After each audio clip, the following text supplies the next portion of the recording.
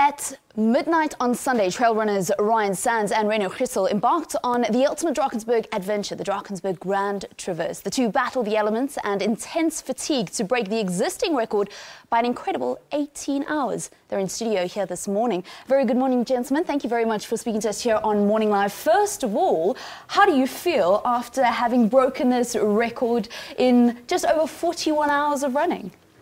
Yeah, good morning. Really stoked to have broken the record, but I think for Rainer and myself it was more about the feat of trying to traverse the Drakensberg mountains, and that was the main challenge for us, and breaking the record I think was just a bonus. How did you feel, Rainer? Because you've done this before, I mean that route anyway. Yeah, I've done the full route 3 times now and broken it up in sections quite a bit. Having the opportunity to do it with Ryan was obviously a dream come true, so big challenge but a great journey. All right, just explain this, how it actually worked, because it was over 200 kilometers of running, or rather of the route, but I mean there was lots of climbing. Explain to us exactly what it took, because you guys didn't even sleep that much. No, well, basically the traverse is 207 kilometers, a straight line, but then you're doing about 9,500 meters of elevation gain. So that obviously adds a whole new element to things, and you're running it at high altitude. The peaks we had to summit were all over 3,000 meters. Some of them, I think the highest peak was just over 3,400 meters. So obviously that really affects you and slows you down. And then the terrain is just so slow going. Like I'm used to running all over the world, and basically any other run I've done, we run at double the speed, or even sometimes 3 times the speed. So it's just so brutal out there, just slow going.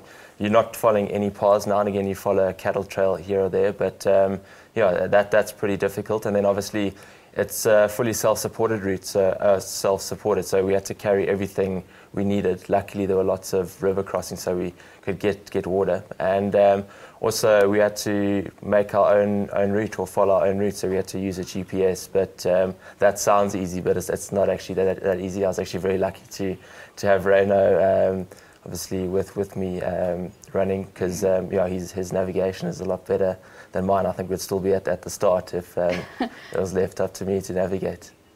I mean, just how long does it take to prepare for something like this? I think it takes a couple of years. You have to pay school fees in the mountains. The Drakensberg, I think, is one of our mountain ranges that's the most underestimated. And over the years you just go there, you get into trouble, you get out of trouble, you get snowed in, you have to bail halfway, come down the mountain, and over time you build up school fees. To have a GPS track to follow is one thing, but to learn to interpret the mountain, the weather, the risks, and put it all together into a all or nothing approach where you absolutely carry the minimum but have the knowledge to handle those conditions to the best of your ability, that takes a couple of years.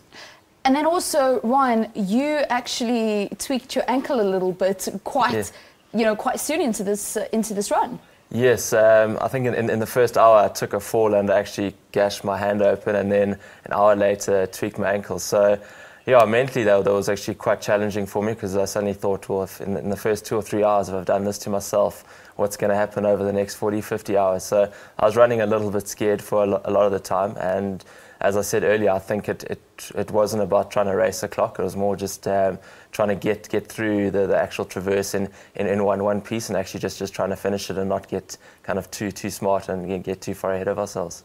So you do get a little bit scared out there? Yeah, for sure. Some of the night sections were quite interesting. I was definitely glad to have company out there. You're just so isolated, and there's no one out there, and you really feel alone out there. So yeah, like mentally that kind of becomes quite challenging. I heard after the race you said that dehydration was something that you struggled a little bit with. I mean, there's so many different things. There's obviously the terrain, and then there's the conditions, and making sure that the weather is playing along as well. But how did you actually get through this run? Because there was the dehydration, then also the fatigue.